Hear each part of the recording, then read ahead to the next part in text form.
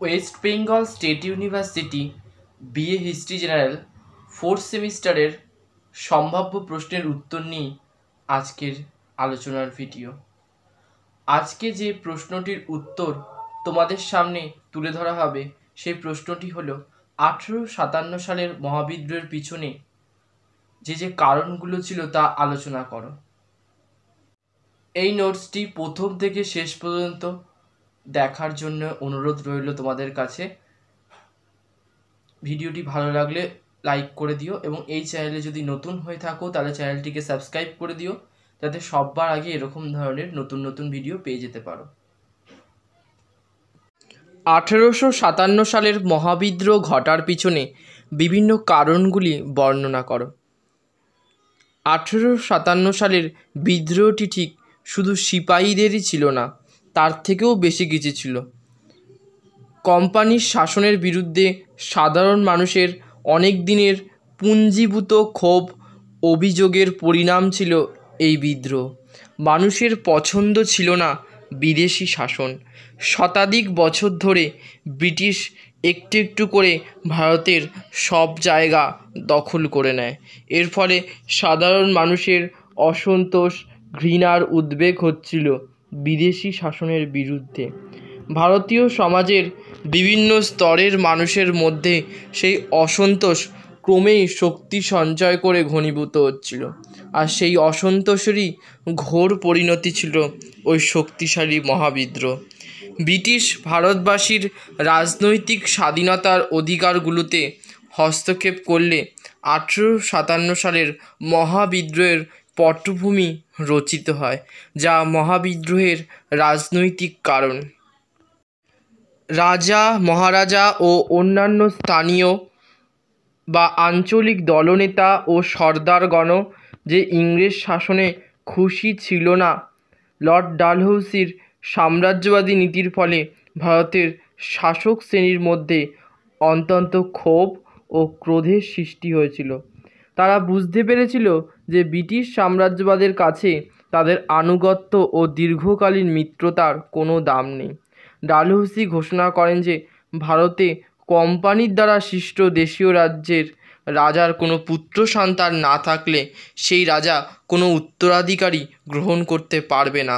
রাজার মৃত্যুর পর উত্তরাধিকারীর অভাবে সেই রাজ্য ব্রিটিশ সাম্রাজ্যভুক্ত হবে, যেটি সত্যবিলোপ নীতি নামে পরিচিত।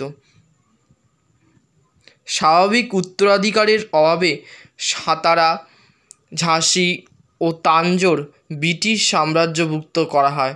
সত্যবিলোপ নীতি প্রয়োগ করে নাগপুরও অধিকার করা হয়, কিন্তু ডালহৌসি যেভাবে নাগপুর দখল করেন তাতে ব্যাপক ঘৃণা ও বিদ্বেষের সৃষ্টি হয়। প্রাক্তন পেশোয়া দ্বিতীয় বাজিরাওয়ের দত্তক পুত্র নানা সাহেবের ভাতা বন্ধ করে দেওয়া হয়। তবে ডালহৌসির যে কাজটি সবচেয়ে বেশি ক্ষোভ ও অসন্তোষের সৃষ্টি করেছিল এবং যার জন্য তাকে কঠোর সমালোচনার সম্মুখীন হতে হয়েছিল, তা হলো কুশাসনের অজুহাতে অযোধ্যা গ্রাস। সীতারামের মতে এর ফলে অযোধ্যার তালুকদার ও গ্রাম প্রধানেরা ইংরেজদের ওপর প্রচণ্ড চটে যান। সাম্রাজ্যবাদী ব্রিটিশের অর্থনৈতিক শোষণ মহাবিদ্রোহের ক্ষেত্র প্রস্তুত করেছিল, এ বিষয়ে কোনো সন্দেহ নেই। পলাশির যুদ্ধের পর থেকে ব্রিটিশ যেভাবে একনাগাড়ে অর্থ ও সম্পদ লুট করতে শুরু করে, তার পরিণামে রাজকোষ প্রায় শূন্য হয়ে পড়ে। কোম্পানির আমলে ভারতের কৃষি ব্যবস্থার আমূল পরিবর্তন ঘটেছিল। চিরস্থায়ী, মহলওয়ারি বা রাউতারি যে ব্যবস্থায় চালু করা হোক না কেন, সাধারণ কৃষকদের দুঃখ দুর্দশার কম ছিল না।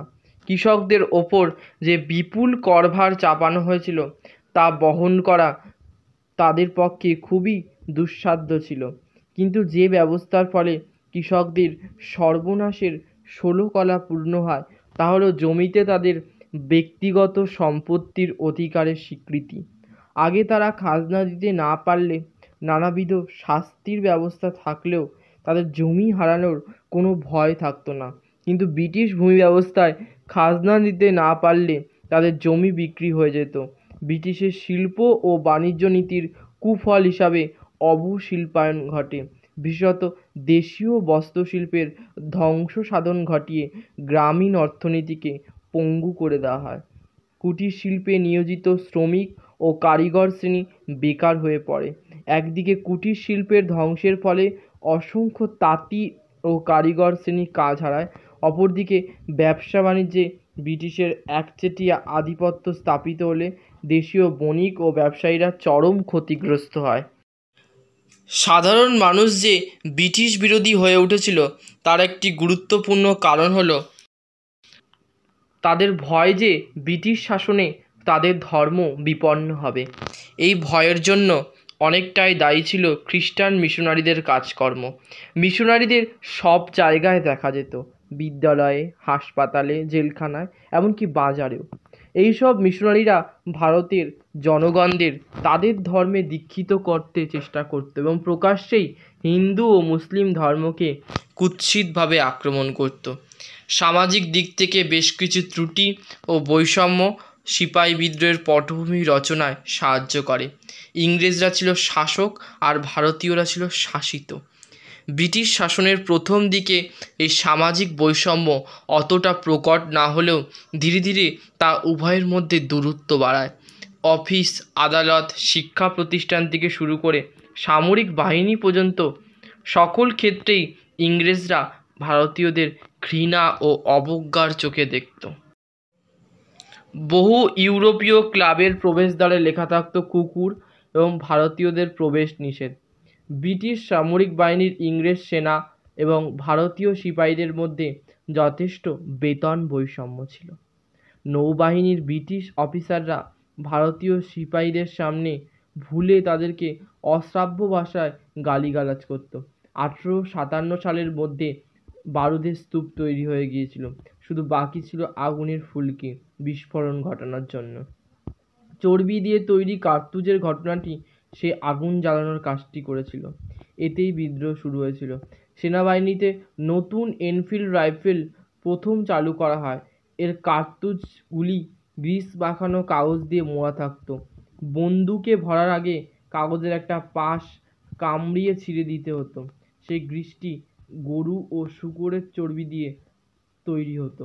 হিন্দু ও মুসলমান সিপাহীরা সমানভাবে রেগে গিয়েছিল। এই জাতীয় চর্বি মাখানো কার্তুজ ব্যবহার করলে তাদের ধর্ম নষ্ট হবে। তাদের অনেকেই বিশ্বাস করত যে সরকার তাদের ধর্মকে ইচ্ছাকৃতভাবে ধ্বংস করার চেষ্টা করছে, তাদেরকে খ্রিস্ট ধর্মে দীক্ষিত করার চেষ্টা করছে।